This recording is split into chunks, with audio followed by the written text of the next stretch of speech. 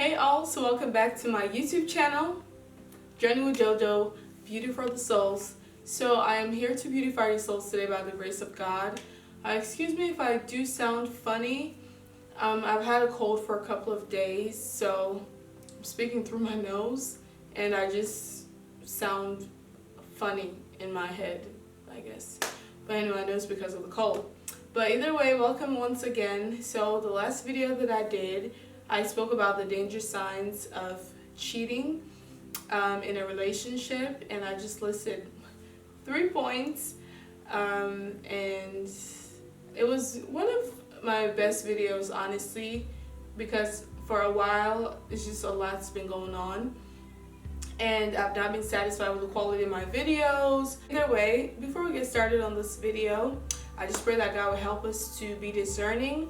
I pray that He will give us wisdom, the revelation, and most importantly, the freedom and liberty that we need in order to make the right decisions.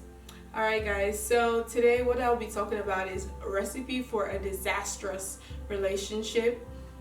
And it's not to say recipe so you can create trouble in your relationship. It's just to say that there are certain signs that you have to look for in a relationship that would help you determine whether or not that relationship would last. So I have about 3 points that I'm going to give tonight, and hopefully it'll help somebody out there, because I personally learned these lessons, and I'll definitely be utilizing them so that I'll be able to spot certain relationships that would not go anywhere. I'm already married, so I'm talking in terms of friendships and just, I guess, friendships or acquaintances and all that. So if you're not married and you're single, this should also help you through the sorting process when, getting out there and trying to look for a partner. Alrighty, so I was just trying to make home. So of course, if you have a toddler, you know that they love writing on the walls. But anyway, let's get started. The first ingredient that is in our recipe for a disastrous relationship is rushed intimacy. And my next point is extremely similar to this one, but there is a difference. So with rushed intimacy, what it does is it gives us a false sense of knowledge of the person that we are in a relationship with, or that we are trying to build a relationship with. I have, clicked with people in the past before, and just because I clicked with them, we appear to have good chemistry. Again, this is not just limited to relationship, but also friendships. I really thought like, wow, I know this person. We're so similar, the way we talk and laugh together. And then I would dive head in and start calling them friends and this and that, giving all these titles without really knowing them. But because we shared something similar, I thought that I knew them because we got, close so quickly, so early, so soon. So this is to say that like you're going to meet people, whether it's at school, at church, at work, wherever, and you guys would obviously have a connection. You guys would talk all the time, and all you would see is perfection.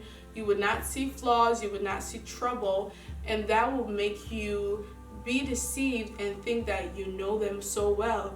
But the reason I said false knowledge is because you do know them to an extent, like you know what makes them happy, what makes them laugh and all that, but then there's the other side of them that you would not know just because you have fabricated this wonderful person in your head because of the rushed intimacy, and that is the angry side of them, and that is their character.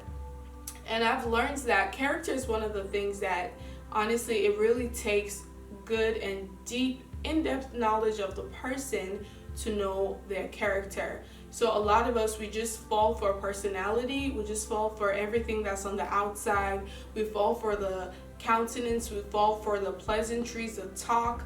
Now, mind you, pleasantries and talk, these are all things that can be rehearsed, and these are all things that can be used to manipulate people. A lot of people are really good at hiding their hearts from you, so then you get to know them and they tell you everything you want to hear, and you think you found the perfect person, partner, or friend, and then eventually it will take something really crazy before you get to know them, and before you get to realize that you actually don't like what you see, like the real them. You don't like it. But it will be hard to tell who somebody really is when you just get intimate with them really quickly. So you have to watch out for that. Just because you and somebody connect and you have a lot of similarities, that does not mean you know them. You only know part of them. There's a whole human that you have to know. You have to get to know their character, their heart, their mental status, what they think like, who they are, who they think they are. These are all important things that you have to know. But rushed intimacy will take that away from you. So don't just assume you know somebody just because you guys have had a few laughs. Point number 2. So getting too personal too soon. I don't know about you, but I feel like it's kind of similar to the first point. But getting too personal too soon is basically just weaving your way into somebody's life and thinking this is going to last forever. And because you have that mindset of this is going to last forever, what you do is you open yourself up to them pretty quickly and let down your guard. Now, there are lots of people who have just faced a lot of trouble just because they let down their guard a little too early. The Bible does tell us to guard our hearts because out of it comes the issues of life. But sometimes, we click with people. Sometimes we're lonely. Other times we're desperate. And sometimes we're honestly just excited because, I'm about to have a friend, or I'm about to have a boyfriend, or I'm about to have a spouse. And so we just let down our guard and then we let them in. We get too personal too soon. We tell them things that we would not tell other people or friends that we've even known longer than they, because we think this is forever. And this is an ingredient for disaster, because when you get too personal too soon, somebody might use the truth against you because you don't know them. Mama. There's always a tendency for people who you not really know to judge you based off of what you tell them. There's always a tendency for them to use the truth against you. Now, we always hear the term wolf in sheep clothing. The issue with that is a lot of us, we open our lives to certain wolves because they look like they're sheep, they look like they're nice, they look like they're kind. So once we let down that guard and we start feeding them with our truths, other times they could ruin us. So you have to be wise. Do not rush into certain things with people, because honestly, when you start opening up to people, when you start telling them personal things, what happens is you expect a certain level of loyalty and you start moving faster than they. There are people who get so personal with somebody very quickly, and then boom, they expect you to be their best friend because okay, I've told you something that I can only tell someone that I trust. We are too trusting, and oftentimes people are not at that same pace as us. So it's a recipe for disaster because we end up driving certain people away, because here we are just pouring out everything, all of our experience, all of our life stories, and just talking so much, and at the end of the day expecting a return. We expect them to reciprocate, just being intimate with us, just telling us things about themselves that they've not told anybody. And then when they don't do those things, we get discouraged, or we feel some type of betrayal because I opened up to you about this and that, and here you are not wanting to tell me about this and that. I opened up to you about my marital issues, but you don't want to tell me about your marital issues. I opened up and told you about my boyfriend, and you don't even want to tell me the name of your boyfriend. I introduced you to my family. You've not done likewise, so on and so forth. So take it easy. Don't get too personal too soon. Don't get emotionally attached to people that you do not fully know, because you just put your heart on the line, and I mean, if they hurt you, it's because you let them. So another thing that can also affect a relationship, and this is something that I've learned in my marriage, is a very strong ingredient. This is stronger than pepper. This ingredient actually is something, like I said, I've experienced, and even Adam has said the same thing. And honestly, I've seen it in a lot of relationships as well. And now, there's nothing wrong with immediately telling people what bothers you. But the problem is, at times, we wait till we're frustrated. A lot of us, when issues start popping up, especially when we're trying to get to know somebody, or when we're just starting to get to know somebody, what happens is, when we see certain things we don't like, instead of us just being straightforward and telling the person that, hey, this is something you said to me that I don't like, or I don't like when people treat me this way. Instead of us being direct and talking to people and just trying to get them to understand our truths about them, we bottle things up. We bottle things up, and then we wait till we're frustrated, and then boom. Ever had a friend who, I don't know, where it's just, they keep bringing up all these things like, this is what you did to me this other time. That's what you did to me this other time, and such, and December 4th, and this and that, and they start listing all the dates, and you're just like, wait, what did I do to you? So now, a lot of people could be like, wait, when did that happen? Why did you not tell me?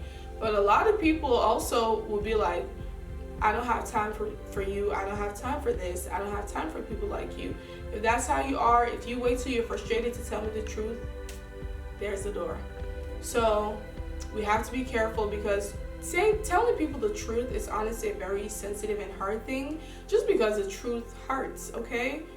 The truth hurts. So when we wait till we are angry and frustrated before we deliver the truth, something that's supposed to be said with love, it hurts the other person. So even though it's the truth, you say it in a way like you weaponize it, and it will hurt the other person, and it will cause trouble in your relationship. So I would say, if you have issues, say it when it is fresh.